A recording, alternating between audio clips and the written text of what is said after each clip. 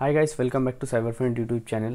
আজকের ভিডিওতে তোমাদের দেখাবো একটা এক্সেল ফাইলে আমরা কিভাবে পিডিএফ থেকে অর্গানাইজ ওয়েতে ডেটা তুলতে পারি। যেমন এখানে দেখতে পাচ্ছ আমাদের কাছে একটা পিডিএফ ফাইল রয়েছে যেখানে কিছু ডেটা রয়েছে অর্গানাইজ ওয়েতে। যেমন এখানে একটা টেবিলের ভেতরে মাল্টিপল ডেটা অর্গানাইজ ওয়েতে দেওয়া রয়েছে। আমরা যদি পুরো ডেটাটাকে এক্সেল ফাইলে তুলে ওটাকে অ্যানালাইজ করতে চাই বা এরকমই টেবিল ফরম্যাটে অ্যাজ ইট ইজ কপি করতে চাই, তো তাহলে কিভাবে আমরা সেটা করব সেটা এই ভিডিওতে দেখব।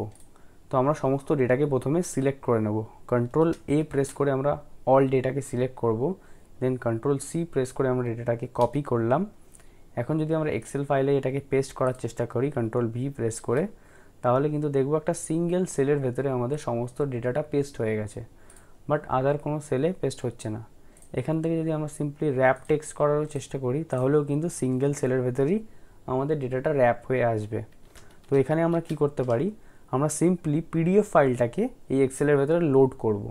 লোড করে সেখান থেকে আমরা ডেটাটা যখন আমাদের এক্সেলে লোড করা হবে তখন প্রপার যেরকম ফরম্যাটে আমাদের পিডিএফ ফাইলে ডেটাটা প্রেজেন্ট ছিল সেরকমই আমরা ডেটাটা এখানে ইউজ করতে পারবো।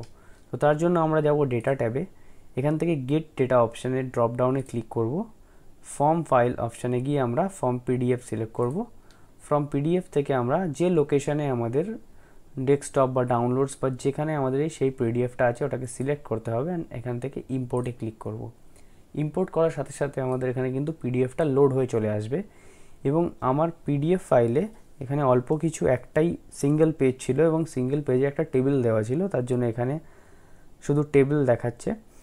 তোমাদের পিডিএফে যদি মাল্টিপল ডেটা থাকে এখানে কিন্তু তার লিস্ট চলে আসবে।